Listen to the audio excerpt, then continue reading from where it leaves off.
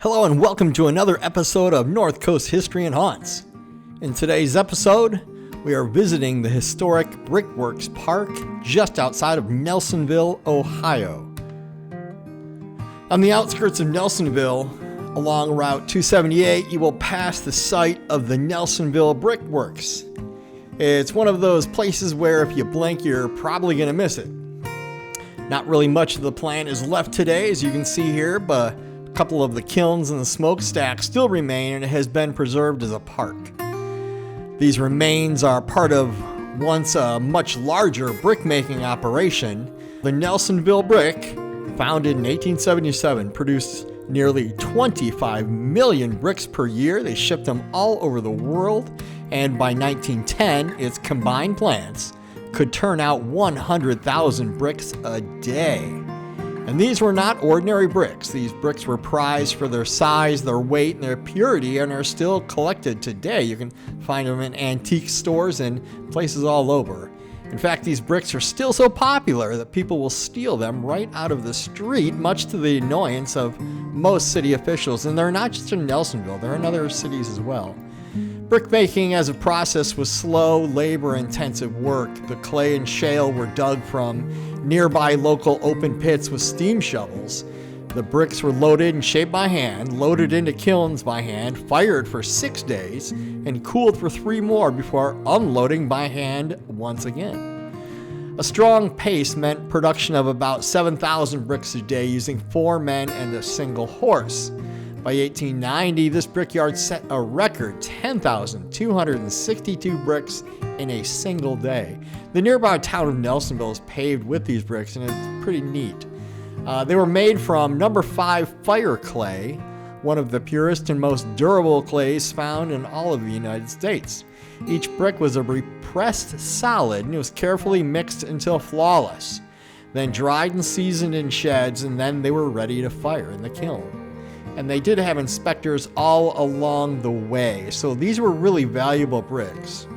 At temperature reaching 2,000 degrees, the Nelsonville bricks were burned in massive beehive kilns, as you can see here. These structures were downdraft kilns, which meant that the air would heat up, go up to the ceiling, and then be sucked through a hole in the floor and out of the smokestack. At peak heat, workers shoveled salt directly into the fireboxes, and this created a chemical reaction that sealed the surface of the brick in a smooth glass-like glaze with a slight blue tint. This process, known as salt glazing, made the bricks denser, more watertight, and nearly imperishable. And I can't imagine these kiln ovens, they must have really glowed at night, and there was a bunch of them. We're going to show you a picture of it here. So this was a really large facility. And these bricks all had different names. There were more than one brick factories all in Nelsonville, and some of the bricks had names like the Nelsonville Paver, the Hallwood Block, the Hocking Paver, and the Star Sidewalk Brick. These sounds like wrestling moves. And the Athena, which was made in Nelsonville as well.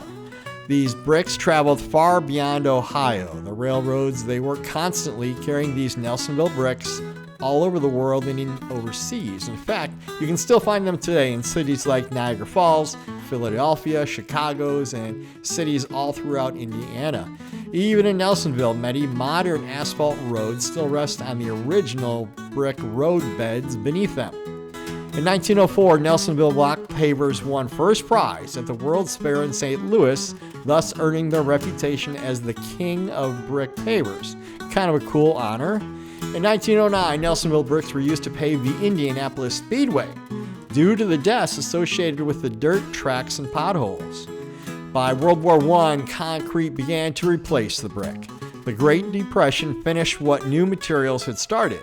In 1937, the Nelsonville Brick Company would close its doors. By the end of the 1940s, nearly all the brick plants in the Hocking Valley were long gone, and the kilns felt silent. But the story doesn't end there. In 1979, the community rallied around the great brick tradition and preserved the Brickworks as a park today. Several kilns were restored, and the smoke chimney still stands. In 1980, the Brick Park was created on the site of the former Nelsonville Brick Company, and you can visit that today.